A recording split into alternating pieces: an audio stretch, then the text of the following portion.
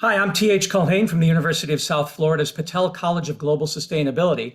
And years ago at National Geographic, I was asked, Dr. Culhane, if you could only choose one of the environmental technologies you study today to help the developing world, which one would it be? And of course, we know that there is no silver bullet, but I glibly answered the incinerator. And the moderator asked, you mean a garbage disposal? And the answer is yes, but it's something I prefer to refer to as a compost companion or a circular economy feedstock preparation device. Now, I think of them as the jaws and teeth of an industrial ecology. And as you can see from these photos from the past 15 years, I've managed to take them to the Okavango Delta, where I shared them with Mark Moffat, who was there with me. Hi, Mark. Good to see you again. It was a fun Botswana trip. And to villages and research tourism lodges in Botswana, in Kenya with the Masai Mara at Kenya's Dream School, all the way to Mount Everest Base Camp and to a mountain research center in Dingboshe, Nepal. This little technology for grinding up food waste fits in the overhead rack of every plane that I've been on, and it fits in my backpack, so it's gone with me to the slums of Cairo, and it's found its way into the venues that I've been able to do with National Geographic around the world. And that's because when I grind up food, the radically reduced particle size and the increase in the surface area to volume ratio finally allows the nanoworld processes of microbes and enzymes to keep pace with the amount of so-called organic wastes that we humans are producing. Now, as you know, it's often argued that if our organic consumption residuals or food wastes were a country, they would be the third largest greenhouse gas emitters, or so they say. And this threat is besides the diseases and suffering caused by rats and the bubonic plague carrying fleas, by flies and roaches and other so-called vermin.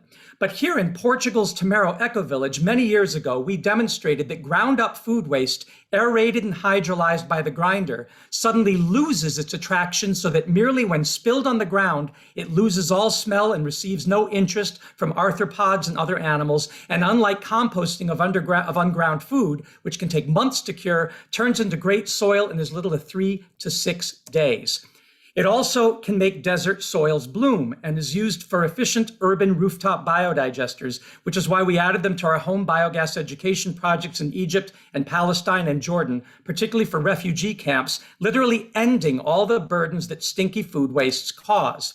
Now, we've been trying to get the word out ever more effectively for the past decade, and it is resonating. For example, we were invited to stay with former Nigerian President Olusegun Obasanjo and installed food grinders and home biogas systems in his home. And then he took us around to local schools and universities, hospitals and churches to spread this simple techno gospel.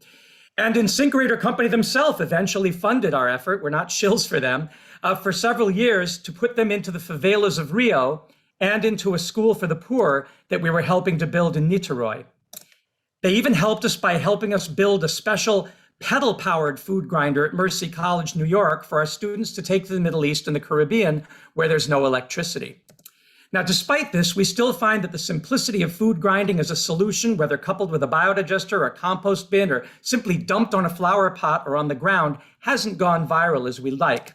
My Palestinian wife, Inas, and I lead workshops at our field research site in Florida, the Rosebud Continuum Eco Science Center, where we bring school buses filled with teachers and eager young minds who are eager to solve the problems of waste and food security. And we're looking for ways to enlarge the base of citizen science and the conversation. We're preparing to publish papers on our ongoing experiments, but I thought the best way to get allies in replicating these practices and getting them better known was to share them with you here at SciFood. Now, you can see these experiments we're running now for proving the vitality of the soils that are made with just ground up food waste in 3 to 6 days. And hopefully, one day, everybody will know and practice what I found a decade ago in Chicago's O'Hare Airport on my way to the Philippines to teach this practice. There was a column that said by the Emerson Incinerator Company, grind virtually any kind of food waste into an unending source of electrical power for a city. It's never been done before. And then on the back column, consider it solved. So the last thing I'd like to say is my wife challenged me to put a bucket of ground food waste in our tiny home RV and leave on vacation for a month in Florida. And when we came back, we opened the door and I expected there'd be terrible smells and bugs everywhere. And in fact, there were no smells, no bugs, no rats. It really works. So please do try this at home.